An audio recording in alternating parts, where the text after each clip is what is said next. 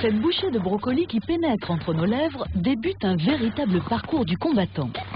Dès son arrivée dans la bouche, les dents s'y attaquent, la broient et la découpent en petits morceaux. Simultanément, la langue l'imprègne de salive pour la ramollir. Chassée vers la gorge, elle se retrouve face à un carrefour stratégique, le pharynx. Lorsqu'on l'avale, la route qu'emprunte l'air pour rejoindre les poumons se ferme automatiquement. La bouchée s'engouffre alors dans l'œsophage où un drôle de mécanisme se met en marche. Les muscles se contractent et resserrent le conduit au-dessus de la nourriture. Elle est ainsi poussée vers le bas jusqu'à ce qu'elle entre dans une poche extensible, l'estomac. Une fois à l'intérieur, les contractions des parois l'écrasent et la malaxent pendant plusieurs heures. Imbibés de suc gastrique, nos brocolis ne sont à présent plus qu'une bouillie liquide. Une fois expulsés de l'estomac, la bile et les sucs digestifs vont s'y mélanger.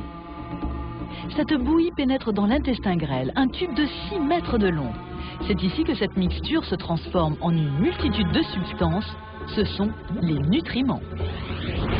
Protéines, glucides ou lipides entrent alors en contact avec la paroi intestinale de forme très particulière. Sur ces gros plis circulaires, on trouve des millions de villosités en forme de doigts.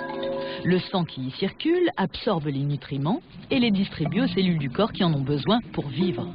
Ce qui reste poursuit son trajet jusqu'au gros intestin. L'eau y est absorbée et les déchets solides sont propulsés vers le rectum. Et voilà comment par la digestion, un simple aliment a livré à notre organisme les nutriments dont il a besoin.